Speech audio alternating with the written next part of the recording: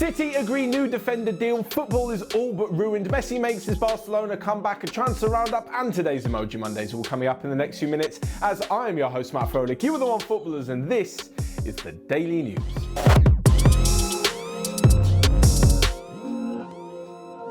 First up, and Manchester City have agreed a deal to sign Benfica's Ruben Dias for around £65 million, and it just so happens that that deal was announced last night after losing 5-2 to Leicester, where it was painstakingly obvious that Pep Guardiola's men need a bit of a shake-up in defence. In all honesty, Nathan Ake is a decent player, but I'm not quite sure he's at the level that City need to, challenge Liverpool, go and win Champions Leagues, and they haven't replaced Vincent Kompany in the last year and whatever it was since he left the club. Ruben Dias is going to come in, a very good signing, but there's still a few questions to be asked, especially at left back. I mean, Benjamin Mendy yesterday had an absolute shocker, and all you have to look at the fact is Manchester City conceded 3 penalties. 3 penalties at home. It was Guardiola's biggest defeat and an absolute stinker. So, a major signing for them, and it does represent a good signing, especially, as we mentioned, given the fact that the likes of Nicolas Otamendi will be leaving the club and going to Benfica in return. They didn't replace Kompany, and then Laporte and Ake, they've got 2 left-sided centre-halves. This also isn't mentioning the fact that Eric Garcia could potentially leave as well. I will give props to Leicester though. They were literally efficient. I think that's the word. Jamie Vardy had so few touches, but managed to bag a hat-trick. James Maddison came off the bench and bagged one in, and yes, there was another penalty late on. After the game, Rodri said that he doesn't understand that Leicester were just lucky and this isn't the way that he was brought up to play football. That's not really Leicester's problem, to be honest. Manchester City had the lion's share of possession, they dominated the ball, but just couldn't break down Leicester in their defence, and it really showed that they're missing both Gabriel Jesus and Sergio Aguero, who look like they won't be back until after the October international break. Next up though, and this is what you guys are waiting for, isn't it? You just wanted to see me go absolutely mad about the ridiculous decision against Eric Dyer in the Tottenham game of football's being ruined. There is no way that it's just me getting angry about this now. There was football fans from all over the country. Everyone on TV was saying that the handball rule is utterly ridiculous. Yes, before I go into a massive rant about the handball rule, Spurs should have been 5-6 goals up by half time. Never mind by the 95th minute. They hit the bar a couple of times, the post. Carl Darlow was in fantastic form for Newcastle, and yes, it shouldn't have been more than the consolation. Spurs are at fault for not putting away their chances, but my God, it's not even about just that game. It's the Manchester United game as well, where a penalty was given seemingly after full time. Roy Hodgson had the right to feel aggrieved in the Crystal Palace-Everton game. There are so many decisions going on all the time that are just the fault of an utterly ridiculous rule. Back in the day, it was either ball to hand or handball. If you're clearly stopping the play with your hand, it's a penalty. If it accidentally hit your hand, it's not. Eric Dyer is jumping, no idea where his arm is, not even looking at the play, and Andy Carroll heads it into his hand and it's a penalty for Newcastle. Every decision is absolutely ridiculous. I don't blame the ref, by the way. I don't blame VAR because they were sticking to the rule at that specific moment. If they hadn't given it, it would have been even more consistent than the whole bloody thing is anyway. They were sticking to what they've been told. I get that, I understand it. But the rule makers have seriously got to look at this. Like, it's just getting out of hand. I mean, last year I think there was 50 penalties in La Liga, 60 in Serie A. Now in the Premier League we've had so many in the opening few games compared to this time last season. It's just ridiculous. I keep saying it. Ridiculous. Shit. Terrible. Ruining football. It's all dead, and yes, you could sit there and say, oh, Matt's being a little bit more biased because it's Tottenham. Of course. When it's your team, you'll be absolutely, definitely far more biased when it happens to another team, but you can still accept that it is a very, very dodgy decision. On top of this, the whole reason why personally I think it won't change is because it doesn't affect FIFA, who make the rule. They're not invested in one particular team or the particular outcome of a game, and in fact the drama only causes more engagement around the world and means more money for FIFA. They're not invested like you are in a team, so they're not going to care.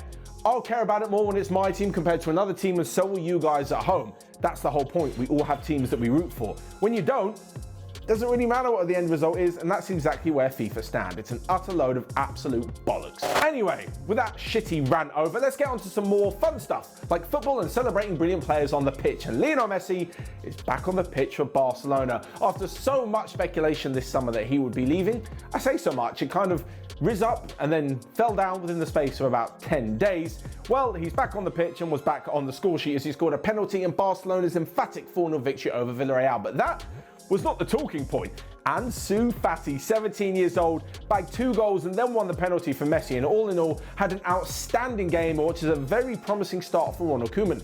I actually mentioned it last week in TFW. There was so much talk about Messi that no one was actually really remembering that this is still Ronald Koeman's first game in charge, that he had to tinker with the tactics, and yeah, it worked absolutely fantastically.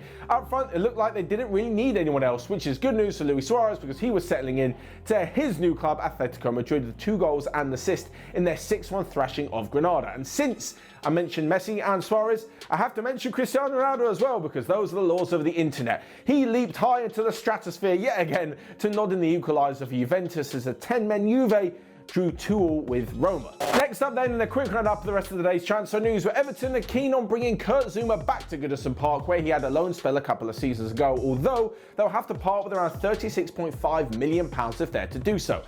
Given Thiago Silva's debut for Chelsea at the weekend, they may want to hang on to Zuma for a little bit longer. Apparently, a loan bid has been made to Manchester United from Leeds for winger Dan James, although he wants to stay at Old Trafford. Paris Saint-Germain are the latest team to be linked with a loan move for Chelsea midfielder Jorginho. And lastly but not least, Manchester City have apparently offered Alexander Zinchenko to Barcelona.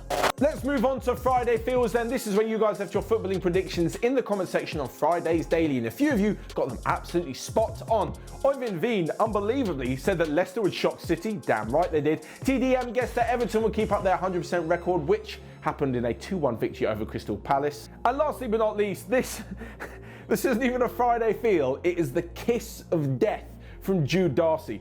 I'm going to read this one out. Jude said, "This Bayern team has to be one of the greatest of all time. Longest winning streak for any team in Europe's top 5, 23 games, and 6 wins away from having the biggest win streak of all time outside of the top 5 leagues." That comment was made a few hours before they lost 4-1 to Hoffenheim. Jude, you're probably not welcome in Munich anytime soon. Anyway, with that said and done though, let's finally move on to Emoji Mondays. You guys know what this is. It's where we at OneFootball throw a couple of emojis down over some of the weekend's action. And first off, best players. That's right, there are 2 of them this weekend. First off, we mentioned it, Jamie Vardy, a scintillating hat-trick against Manchester City. And second off, Ansu Fati.